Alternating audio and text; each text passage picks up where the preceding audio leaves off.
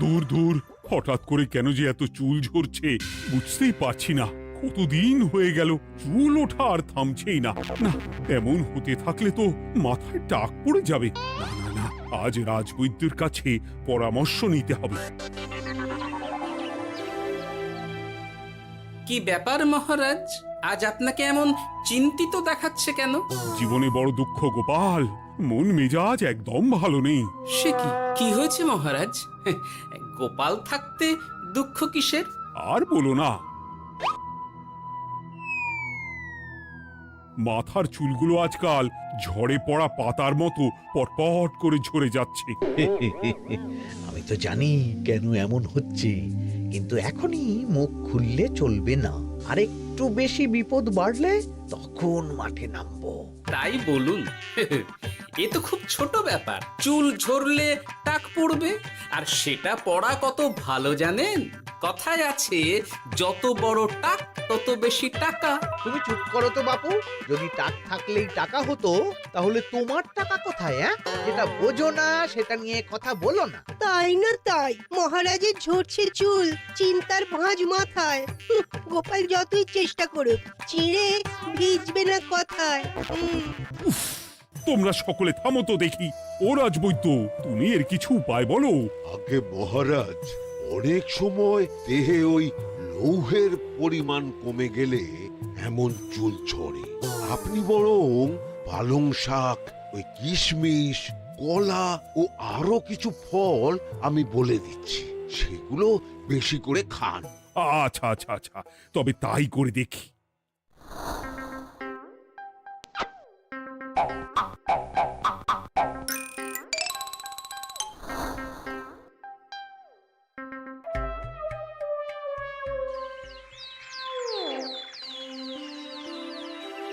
ও রাজবৈদ্য, তোমার কথা মতো শাক পাতা ফলমূল সবই তো খেলাম, চুল ঝরা বন্ধ তো হলোই না। তো জানতামই এমন হবে। কিন্তু মহারাজ, এমনটা তো হওয়ার কথা নয়। কিন্তু হচ্ছে তো। আরে আমার সাধে চুল, কোথায় চলে গেলি সব? এর জন্য তুমি দায়ী। তুমি এর জন্য শাস্তি পাবে বৈদ্য। আমাকে আমাকে ক্ষমা করে দিন মহারাজ, এমনটা হবে এ তো আমি ভাবতেই পারিনি। কিছু মনে করবেন না মহারাজ, ছোট মুখে বড় কথা বলছি, কিন্তু সত্যি এখানে রাজবৈদ্যর কোনো দোষ নেই। ওকে শাস্তি দেওয়াটা ঠিক হবে না মহারাজ। দেখেছেন মহারাজ, গোপালের সাহসটা দেখেছেন? আপনার মুখের উপর কথা বলছে। তা বলি, তুমি যখন এতই বোঝো, তাহলে নিজেই একটা আস্ত লোহা খেয়ে দেখো না, তোমার মাথায় চুল গজাচ্ছে কিনা। ঠিকই আছে, এসব মূর্খের মতো কথা কেবল আপনার থেকেই আশা করা যায় মন্ত্রী মশাই। মহারাজ, আপনি বিচক্ষণ মানুষ, আমার শুধু অনুরোধ, আরেকবার ভেবে দেখবেন। ঠিক আছে, রাজবৈদ্যকে আমি শাস্তি দেব না, কিন্তু সকলের জন্য আমার একটা ঘোষণা আছে। কি ঘোষণা? আমার এই কঠিন সমস্যা যে দূর করে দিতে পারবে, তাকে আমি বিশেষ পুরস্কারে ভূষিত করব। এই তো পেয়েছি, এই সুযোগ কোনোভাবেই হাতছাড়া করা চলবে না। এবারের সমস্যাটা সত্যি বেশ কঠিন। কি করলে যে মহারাজের চুল পড়া বন্ধ হবে সেই উপায় মাথাতেই আসছে না। হঠাৎ করে কেন যে এমন হলো কে জানে।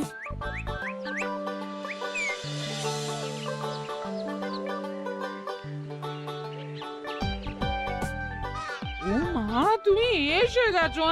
একটু বসো, আমি তেলটা মেখেই হাত ধুয়ে খাবারটা বাড়ছি। হ্যাঁ, সে ঠিক আছে, কিন্তু তুমি কিসের তেল মাখছো এটা? কি আবার মাথার চুলের তেল? এখানেও চুল, ওদিকে মহারাজেরও চুল ঝরে পড়া নিয়ে আমরা সবাই হিমশিম খাচ্ছি গিন্নি। আরে, মহারাজের অত সুন্দর কালো চুলগুলো ঝরে যাচ্ছে, এ তো ভারী দুঃখের কথা। সে আর বলতে। ওই জন্যেই তো আমি বাবা মাথায় এই জড়িবুটি তেল মাখি। এতে চুলের গোড়া শক্ত করে, চুলকে ভালো রাখে, নতুন চুল গজায় সব। হ্যাঁ। কি কি বললে? নতুন চুলও গজায়? সত্যি? হ্যাঁ। বাহ, তাহলে আর চিন্তা কি। আমাকে এই তেলটা একটু দিতে পারবে গিন্নি? মহারাজকে দিয়ে আসি। উনি বলেছেন যে ওনার সমস্যা দূর করতে পারবে তাকে উনি পুরস্কার দেবেন। ওমা, এই তাই নাকি? এ তো দারুণ ব্যাপার গো। নাও নাও নাও, তেলখানা নিয়ে মহারাজকে কাল দিয়ে এসো তাহলে। আর জানিয়ে দিও, দিনে 2 বার কিন্তু তেল মাখতেই হবে। হ্যাঁ, আচ্ছা ঠিক আছে।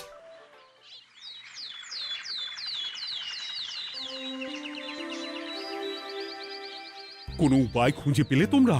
আগে মহারাজ, আমি আপনার জন্য নকল চুল বানিয়ে এনেছি। যতদিন আপনার চুল পড়া বন্ধ না হচ্ছে ততদিন আপনি এটা পরে ব্যবহার করতে পারেন। সে তো বুঝলাম, কিন্তু নকল চুল তো আর আসল চুলে জায়গা নিতে পারবে না বিজ্ঞানী। আসল চুলের কথা ভেবে আমি আপনার জন্য কেশুত্তে পাতা এনেছি মহারাজ। আচ্ছা বেশ। তা গোপাল, খুব তো আগের দিন বকবক করছিলে, তুমি কি এনেছো শুনি? সেটা যথাসময়ে দেখতে পেয়ে যাবেন মন্ত্রী মশাই। এটা জড়িবুটি তেল মহারাজ, আমি এটা আপনার জন্য এনেছি। এতে নতুন চুল গজায় আর চুলের স্বাস্থ্যও ভালো হয়। আমার গিন্নিও ব্যবহার করে এটি, তবে দিনে 2 বার করে মাখতে হবে, তাহলেই ভালো ফল পাবেন মহারাজ। বাবা, তাহলে তুমি কেন মাখো না? আচ্ছা, আপনার সমস্যাটা ঠিক কোথায় বলুন তো মন্ত্রী মশাই? মহারাজের জন্য কিছু আনলেও কথা শোনান, না আনলেও কথা শোনান। সত্যি তো মন্ত্রী, কেন তুমি সব সময় গোপালের পিছনে পড়ে থাকো বলো তো? এরা তো তাও সবাই কিছু না কিছু আমার কথা চিন্তা করে এনেছে, তুমি তো সেটাও করনি। না আসলে মহারাজ, আমিও ভাবছিলাম আপনার কথা, কিন্তু থাক, বুঝেছি। আহ, দারুণ। তেলের গন্ধটাও খুব সুন্দর। গোপাল, তোমায় অনেক ধন্যবাদ। আশা করছি ব্যবহার করলে খুব ভালো ফল দেবে। একদম দেবেই মহারাজ। দূর বাবা, ভেবেছিলাম এক হলো আর এক। কোথা দিয়ে যে গোপালটা মাঝখান দিয়ে এসে নাক গলিয়ে ঢুকে পড়ে, খুব শক্ত পুরস্কার নেওয়ার। দেখাচ্ছি মজা।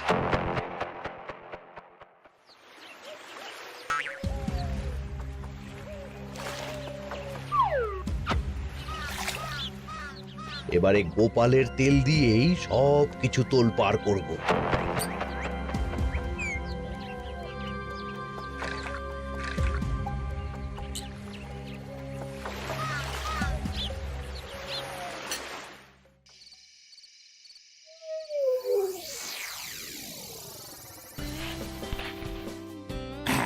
ব্যাস, হয়ে গেল 2 বার মাখা। গোপাল বলেছিল এতেই ভালো ফল পাবো, কিন্তু এখন মাখার পর মাথাটা কেমন জ্বালা জ্বালা করছে মনে হচ্ছে। হয়তো নতুন চুল গজাবে বলে এমন হচ্ছে, কাল সকালে বোঝা যাবে।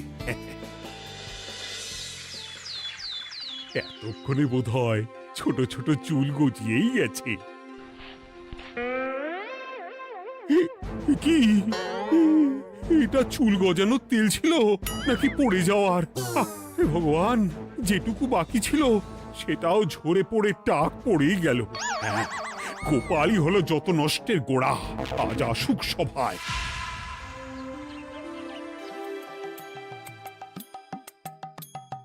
এই যে এখন এলেন উনি। ও কি মহারাজ, আপনি এমন কাপড় মাথায় জড়িয়ে বসে আছেন কেন? তুমি আর এমন প্রশ্ন জিজ্ঞাসা করো না গোপাল, তোমার দয়াতেই মহারাজের এমন অবস্থা। মানেটা আমি তোমায় দেখাচ্ছি, দাঁড়াও। এই যে গোপালের দেওয়া তেল মেখেই আমার এমন হয়েছে, আর তার জন্য আমি তোমাকে কোনোদিনও ক্ষমা করব না গোপাল। বিশ্বাস করুন মহারাজ, আমার গিন্নিও মাখে এই তেল, কিন্তু এমন কিছু তো এখনো পর্যন্ত ঘটেনি। আমি আর কিচ্ছু শুনতে চাই না। আমার মাথা ভর্তি চুল আমি ফেরত চাই। যতদিন না আমার মাথার সব চুল ফিরে আসছে ততদিন আমি তোমার মুখও দেখতে চাই না। মহারাজ, আপনার কোনো চিন্তা নেই, আমি তো আছি। এবার এই সমস্যার একটা সমাধান আমি করেই ছাড়বো। কি ব্যাপার, মন্ত্রী মশাই এত লাফাচ্ছে কেন? এসবের পেছনে আবার ওনার হাত নেই তো? না, ব্যাপারটা পরে দেখতে হচ্ছে।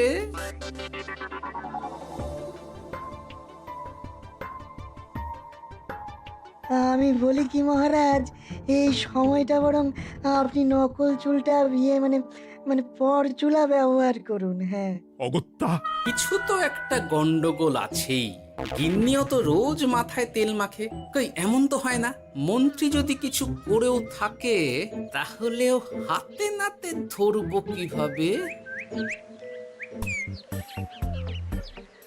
ও কি গো গোপাল দাদু, এখন এই সময় তুমি রাজসভা ছেড়ে এখানে? তোদের দাদু আর রাজসভায় যাবে না রে? কি বলছো গো? কেন? আর কেন, বিনা দোষে এমন শাস্তি। তোমায় শাস্তি দিয়েছে? তুমি শুধু বলো কে তোমার সাথে কি করেছে, বাকিটা আমরা বুঝে নিচ্ছি। আচ্ছা বলছি, কৃষ্ণনগরের মন্ত্রী মশাইয়ের বাড়িটা কোন দিকে একটু বলতে পারবেন? কৃষ্ণনগরে নতুন নাকি? আগে তো আপনাকে কখনো দেখেছি বলে মনে পড়ছে না। হ্যাঁ, আমি এখানে থাকি না, আমি এখানে আমার কাজে এসেছি, তাই মন্ত্রী মশাইয়ের বাড়ির ঠিকানাটা যদি একটু বলে দেন। নিশ্চয়ই, এ পথ দিয়ে সোজা চলে যান, তারপর কিছুটা ডান দিকে গেলেই পেয়ে যাবেন। আচ্ছা, অনেক ধন্যবাদ। ভিন গাঁয়ের লোক মন্ত্রী মশাইয়ের বাড়িতে? ব্যাপারটা বেশ সন্দেহজনক লাগছে। এই এই গুলটে ন্যাপলা, তোরা তোরা দুজন একটু আড়াল থেকে দেখতো লোকটা মন্ত্রী মশাইয়ের বাড়িতে ঠিক কি জন্য এসেছে, তারপর আমায় খবর দিস। ঠিক আছে গোপাল দাদু। তোমার আবার এখানে আসার কি দরকার ছিল? আমি তো বলেছি যে আমি ঠিক গিয়ে তোমার পাওনা গন্ডা মিটিয়ে দেবো। মিটিয়ে দেবে? কতদিন হয়ে গেছে জানেন? দেখো, হয় আমার কীটনাশক আর সার সব ফিরিয়ে দিন, নয়তো আমার জিনিসের দাম মিটিয়ে দিন। কীটনাশক, সার আর কি করে ফেরত দেবো বলো? ও তো সব পুকুরের জলে মিশে গেছে। ওসব আমি জানি না, আমার পাওনা গন্ডা মিটিয়ে দিন, ব্যাস। চল চল, এখনই তাহলে গোপাল দাদুকে গিয়ে সব জানাই। চল চল। দাদু, ও গোপাল দাদু। তোরা এসে গেছিস? আয় আয় আয় আয় আয়। মন্ত্রী মশাইয়ের মুখ থেকে অনেক খবর পেলাম। তাই নাকি? কি শুনি? মন্ত্রী মশাই ওই লোকটার কাছ থেকে অনেক কীটনাশক সার নিয়েছে, কিন্তু এখনো জিনিসের দাম মেটায়নি। হ্যাঁ, ওই জন্যই তো মন্ত্রী মশাইয়ের উপর লোকটা খুব রেগেছিল, হুমকিও দিয়েছে 1 সপ্তাহের মধ্যে জিনিসের দাম সব মিটিয়ে দিতে হবে। তাই নাকি? কিন্তু কীটনাশক সার নিয়ে মন্ত্রী মশাই কি করবে? সেটা তো বলতে পারবো না দাদু। তবে হ্যাঁ, মন্ত্রী মশাই ওই লোকটাকে বলছিল যে ওই সব কীটনাশক সার পুকুরের জলে মিশে গেছে। কি বললি? পুকুরের জলে? আচ্ছা, এবার দুয়ে দুয়ে 4 করা গেল। অনেক ধন্যবাদ রে তোদের।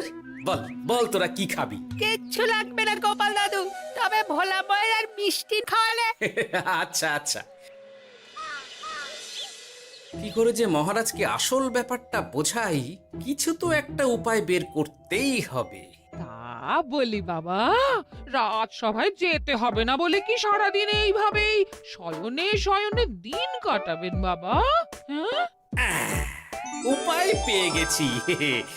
বুঝলে গিন্নি, আমাকে একটা জায়গায় যেতে হবে, বুঝলে?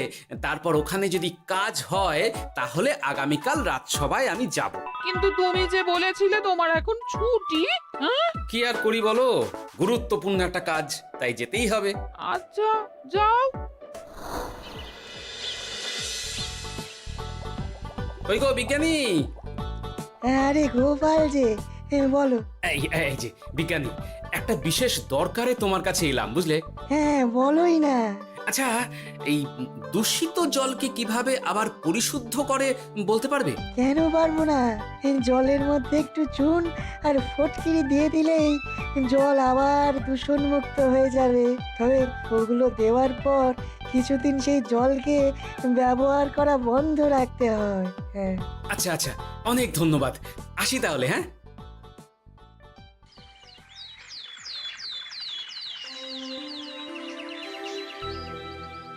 ছায়া পড়েছে, ছায়া পড়েছে, আমি বেশ বুঝতে পারছি তার ছায়া পড়েছে এখানে। কার ছায়া পড়েছে? আজকাল তোর মাথা থেকে অনেক চুল ঝরে পড়ছে, তাই না? আগে হ্যাঁ সাধু বাবা, আপনি একদম ঠিক কথা বলেছেন। ও বাবা, এই আবার কোথা থেকে উদয় হলো?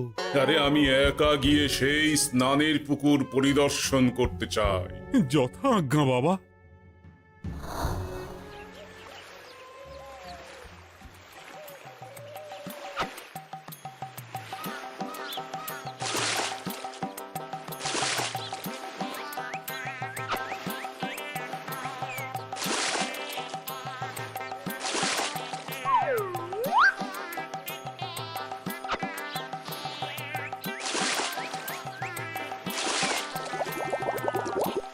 যাক বাবা, মোটামুটি সপ্তাহখানেক এভাবে থাকলেই পুকুরের জল আবার আগের মতো পরিষ্কার হয়ে যাবে। এবার শুধু মহারাজকে একটু বুঝিয়ে বললেই হয়ে যাবে।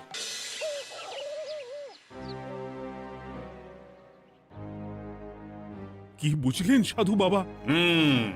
আমার অনুমানটাই ঠিক ছিল। পুকুরের জলে কালো ছায়া পড়েছে, কুদৃষ্টি পড়েছে, তাই এমন হচ্ছে। সে কি?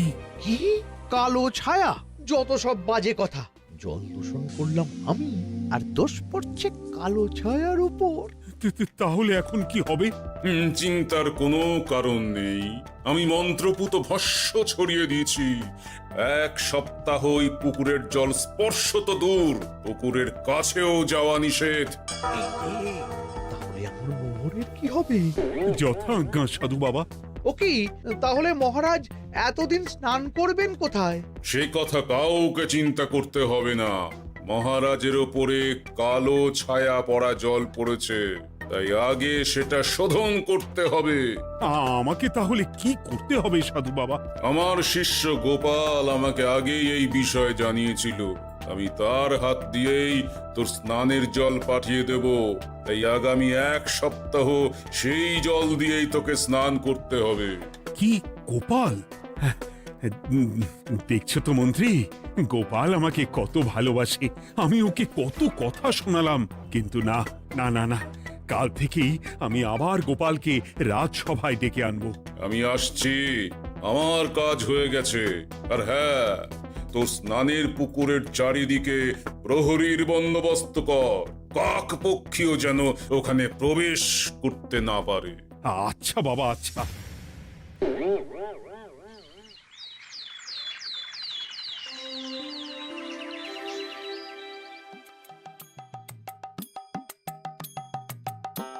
গোপাল, তোমাকে আবার এখানে দেখতে পেয়ে আমার খুব ভালো লাগছে। তোমার গুরুদেব গতকাল এসেছিলেন, কিছু মনে করো না।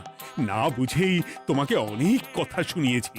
না মহারাজ, আমি জানি আপনি আমাকে খুব ভালোবাসেন, তাই আমি কিছু মনে করিনি মহারাজ। এই নিন, আমি আপনার স্নানের জল এনেছি। হ্যাঁ হ্যাঁ হ্যাঁ, দাও দাও দাও।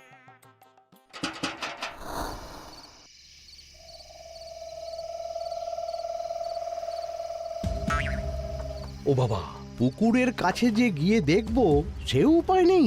চারপাশে প্রহরীতে ভর্তি। তাহলে কি সত্যি সত্যি কালো ছায়া পড়েছে? ভালোই হলো, পাওনাদারকে বলে দেবো কীটনাশকটা জালি ছিল। হি হি।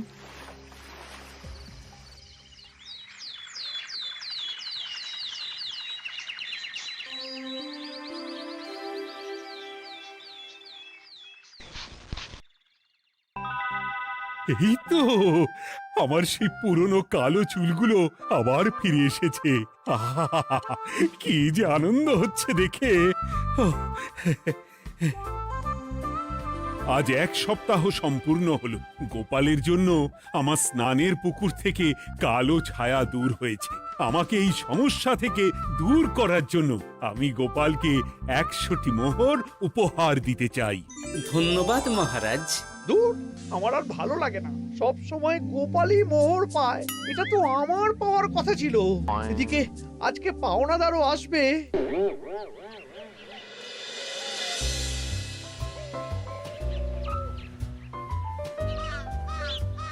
গোপাল দাদু, ওই লোকটা এসে গেছে। আচ্ছা, আসছি। এটা তো মন্ত্রীর বাড়ির দিকে রাস্তা। আমরা তাহলে ওদিকে কেন যাচ্ছি গোপাল? আপনার পুকুরের আসল রহস্যটা কি সেটা আপনি জানবেন না মহারাজ? মানে? নিজের চোখেই দেখুন, তাহলে বুঝতে পারবেন। আরেকটু সময় দাও আমায় ভাই। এমনিতেও তোমার কীটনাশক কোনো কাজের নয়। কি এখন এসব কথা? আর একদিনও সময় দিতে পারছি না। একটু বোঝো, একটু। সব আমি মহারাজের পুকুরের জলে মিশিয়ে দিয়েছি। মন্ত্রী, তুমি তাহলে সেই কালো ছায়া? মহারাজ, আপনার পর্দা ফাঁস হয়ে গেছে মন্ত্রী মশাই। তুমি তাহলে সবটা জানতে? একদম প্রথম থেকে। রে, খুব জোর ফেঁসেছি। এদিকে পাওনাদার, ওদিকে মহারাজ। এইখান থেকে কেটে পড়তে হবে।